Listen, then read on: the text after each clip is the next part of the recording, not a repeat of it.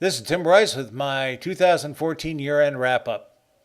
This is my last column for the year as I prepare to enjoy the holidays and rest up for 2015. As has become customary, I'm going to use this opportunity to review my top essays from the past year. As you know, I write on a variety of subjects such as management, systems, technology, social issues, politics, and observations of our changing world. Sometimes my work is instructional and informative. Other times it is controversial or humorous. I certainly hope it isn't boring. By the number of subscribers I have, their comments, and the hits I have on my website, I do not believe this is the case. For my year-end column, I researched my statistics to see which were my most popular articles and speculate on their popularity. Herein, therefore, are my greatest hits for 2014. Number one was Saying Goodbye to a High School Teacher. Without a doubt, this was my number one column of the year. In it, I described the passing of two high school teachers who had a profound effect on me. This allowed me to comment on the long-term effect teachers have on their students.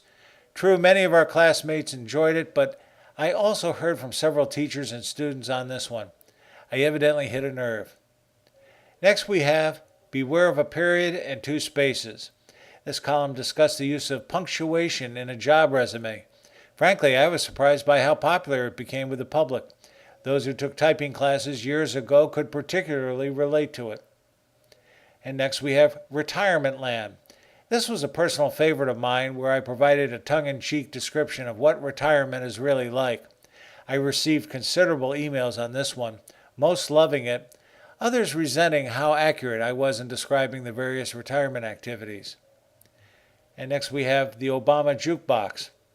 I write a lot of political commentary, but this was my most popular as people could relate to the sound bites the president regularly serves up and how they should be translated.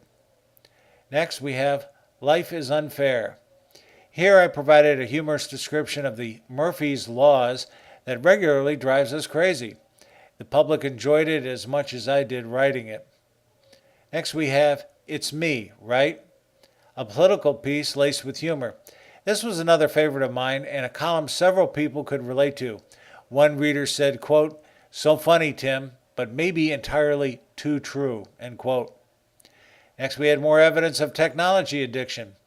This is part of an ongoing series of articles where I discuss the dangers of technology addiction. I believe this is something many people tend to overlook. Next, we have building team morale through leadership.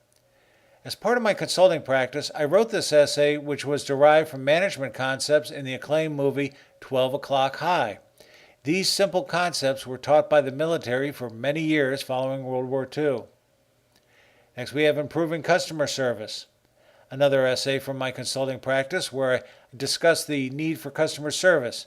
This generated substantial concepts. And finally, we have Italian red sauce. It's passionate. This was an unusual column where I discussed the unique taste of Italian red sauce and that everyone claims to have the best recipe. I received considerable comments on this one, most purporting to have the best sauce.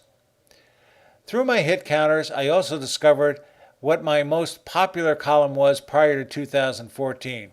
Far and away, it was the Remington Rand adding machine, model 41013-10.